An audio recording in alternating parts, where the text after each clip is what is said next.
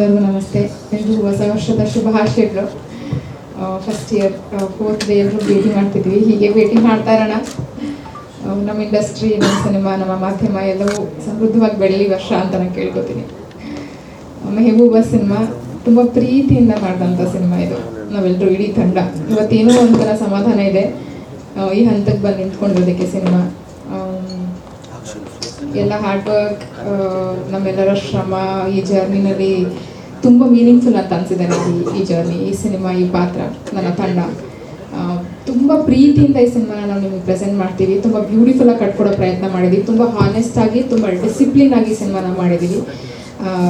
Because ಏನಕ್ಕೆ ಈ ಮಾತು ಹೇಳ್ತೀನಿ ಅಂದರೆ, ಕೋವಿಡ್ ಅದು ನಮಗೆ ಗೊತ್ತು ಎಷ್ಟು ಹರ್ಡಲ್ಸ್ಗಳನ್ನ ನಾವು ಫೇಸ್ ಮಾಡಿದ್ದೀವಿ ಅಂತ. ಅದನ್ನೆಲ್ಲ ಮೀರಿ ಈ ಸಿನಿಮಾ ಬಂದು ಇವತ್ತು ನಿಂತ್ಕೊಳ್ಳೋದು ಅಂದರೆ ಒಂದು ದೊಡ್ಡ ಚಾಲೆಂಜ್ ಆಗಿತ್ತು ನಮಗೆ.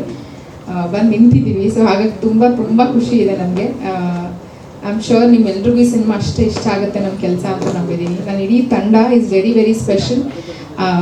ನಾನು ಈ ಸಿನಿಮಾಗೆ ಆಯ್ಕೆ ಮಾಡ್ಕೊಂಡಿದ್ದಕ್ಕೆ ಆ್ಯಂಡ್ ಈ ಜರ್ನಿಯಲ್ಲಿ ನನಗೆ ಇಷ್ಟು ಸಪೋರ್ಟಾಗಿ ನಿಂತಿರೋದಕ್ಕೆ ನನ್ನ ಇಡೀ ತಂಡಕ್ಕೆ ನಾನು ಯಾವಾಗಲೂ ಗ್ರೇಟ್ಫುಲ್ ಆಗಿರ್ತೀನಿ. Anoop sir, thank you.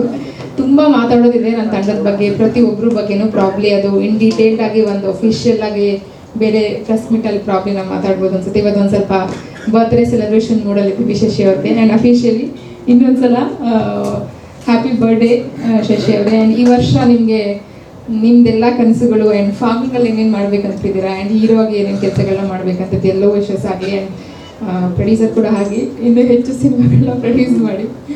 And ಇವತ್ತು ನನ್ನ ತಮ್ಮಂದು ಕೂಡ ಬರ್ತ್ಡೇ, ಸೊ ಅವನಿಗೂ ಇಲ್ಲಿಂದ ಒಂದು birthday wishes. Happy birthday Manju. And Kiran sir, thank you. Kiran sir ಹಾಗೂ ನನ್ನ ಅಸೋಸಿಯೇಷನ್ ನನ್ನ ಮೊದಲನೇ ಸಿನಿಮಾಯಿಂದ ಬರ್ತಾ ಇದೆ.